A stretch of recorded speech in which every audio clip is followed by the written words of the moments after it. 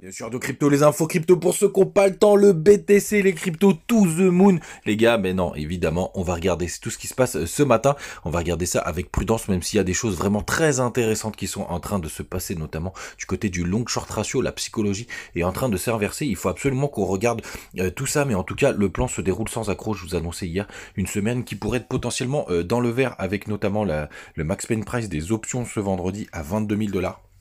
Pour l'instant, on s'en approche tranquillement et on a quand même quelques données qui permettraient de confirmer cette tendance. On regarde du côté du BTC, on prend 7%, on est à plus de 20 000 $, 20 075. Ethereum qui suit le même chemin, plus 7%, on est juste en dessous des 1400 $, on a BNB qui fait un joli rebond aussi de 5%, on a Missile Sol qui nous pousse un joli 8%, DOT 8,3%, des belles performances dans tout ce top 25, on a Uni qui pousse 14,3%, on a 10% du côté de Link, 5% du côté d'OKB, bref, c'est vraiment très très vert ce matin. Les gars, du côté du Telegram, je vais vous partager ce matin le graphe de Kingfisher pour vous dire où étaient les liquidations, hein. On est monté jusqu'aux 20 170 $ et on a un dernier pic au-dessus des 20 400. Je pense qu'on va aller même un peu plus loin parce que je crois enfin pour moi il y a quelques stops qui sont un peu plus hauts. Je vais passer directement sur les plus petites time frames.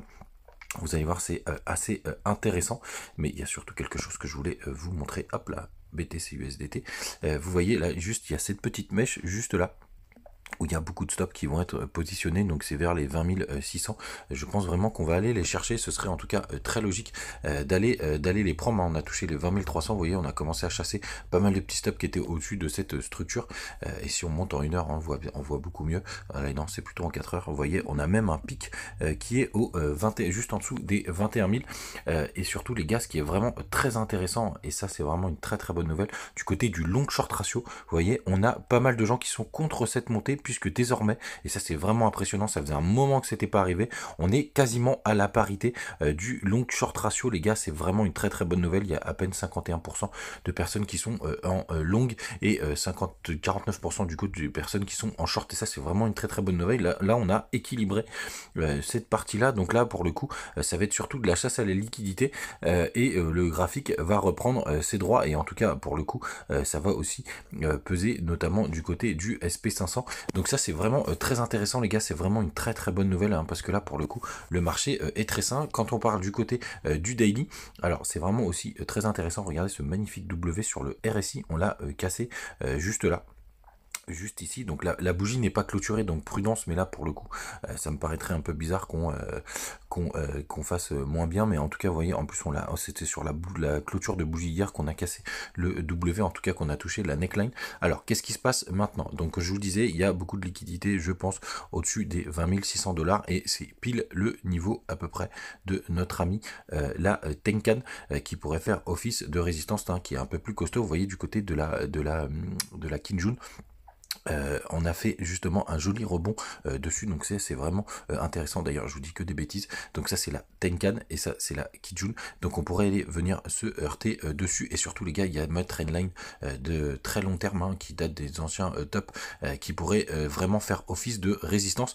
Donc si jamais on arrive à la breaker vraiment correctement, très très violemment, et plutôt en weekly, ok, on pourrait réfléchir vraiment au fait qu'on ait trouvé un bottom, mais pour l'instant c'est un peu trop tôt pour le dire. Mais c'est vrai que je repasse dessus parce que franchement on n'y croyait plus, toutes ces personnes qui sont passées en short, c'est assez impressionnant, c'est vraiment des très très bonnes nouvelles. Donc les gars, n'hésitez pas à rejoindre le petit Telegram où je vous pousse un maximum d'informations, notamment du côté de Kingfisher, parce qu'il y a aussi de gros clusters de liquidités au-dessus des 28 000 $, mais c'est un petit peu tôt pour en parler. On verra ce que ça donne déjà la clôture de la semaine. Sinon, il y a le Lunce qui nous a fait encore un pump d'anthologie, tout simplement parce que Binance a parlé de mettre en place la taxe burn, donc les fameux 1,2%. Alors, je crois que c'est pas 1,2%, hein.